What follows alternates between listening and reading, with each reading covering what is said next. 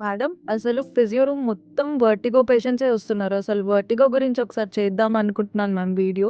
మీరు చెప్పండి దాని గురించి. సో, వర్టిగో అంటే ఏం లేదు. Spinning sensation. ఫర్ ఎగ్జాంపుల్ నువ్వు ఇప్పుడు ఒక జెయింట్ వీల్‌లో కూర్చున్నావనుకోండి. ఎలా ఫీలింగ్ వస్తుంది? మొత్తం చుట్టూ మన సరౌండింగ్స్ మొత్తం తిరిగిపోయినట్టు ఉంటుంది. సో, అదే వర్టిగోలో కూడా సిమిలర్ సింప్టమ్సే ఉంటాయి. సో, ఈ స్పిన్నింగ్ సెన్సేషన్‌తో పాటు తల బరువుగా ఉండడం, వామిటింగ్స్ అవ్వడము. సో, ఇలాంటివి కూడా యాడెడ్ సింప్టమ్స్ ఉంటాయన్నమాట వర్టిగో. మరి ఎప్పుడెప్పుడొస్తుంది? ఎవరెవరికొస్తుంది? సో, అది ఎక్కువ స్క్రీన్ చూసే వాళ్ళకి, అది కూడా ఎక్కువ ఇట్లా బెండింగ్ పొజిషన్‌లో అబ్నార్మల్ నెక్ పొజిషన్‌తో స్క్రీన్ చూసే వాళ్ళకి రావచ్చు. లేదా ఇయర్ ఇన్ఫెక్షన్స్ ఏమన్నా ఉంటే వస్తాయి.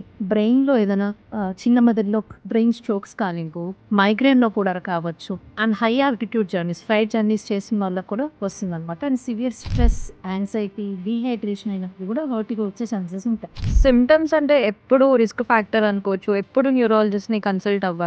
కరెక్ట్. సో, వర్టిగో అనేది రిపీటెడ్‌గా రావడం, నువ్వు రెస్ట్ తీసుకున్నా తగ్గకపోవడం, మోర్ దాన్ 1 మినిట్ కంటిన్యూగా ఉండడం, అండ్ కంప్లీట్ వామిటింగ్స్ చేసుకోవడము, అండ్ వన్ సైడ్ వీక్‌నెస్ కానీ, మాట తడబడడం గానీ, ఇలాంటివి ఉన్నప్పుడు ఖచ్చితంగా నువ్వు న్యూరాలజిస్ట్‌ని కన్సల్ట్ చేయాల్సి. ట్రీట్మెంట్ ప్రొసీజర్ ఎలా ఉంటది మ్యామ్? ఓన్లీ అలోన్ మెడికల్‌తో సరిపోతుందా? ఫిజియో కంపల్సరీయా? Physio compulsory for ear related balancing issues వాటికి మెడిసిన్స్ ఒక్కటి సరిపోవు. మెడిసిన్స్‌తో పాటు second day or third day మనం కంపల్సరీ ఫిజియోథెరపీ స్టార్ట్ చేయాలి. పర్టిక్యులర్ మాన్యువర్స్ అనేటివి ఉంటాయి. అవి చేసుకోకుండా ఉంటే మాత్రం ఈ వర్టిగో అనేది మళ్ళీ ఇప్పుడు తగ్గిపోయి టాబ్లెట్స్ తగ్గిపోయి మళ్ళీ ఒక 1 మంత్ తర్వాత గానీ, 3 మంత్స్ తర్వాత గానీ మళ్ళీ రిపీట్ అయ్యే ఛాన్సెస్ ఉంటుంది. So, vestibular rehabilitation in vertigo is very important and crucial. Thank you ma'am.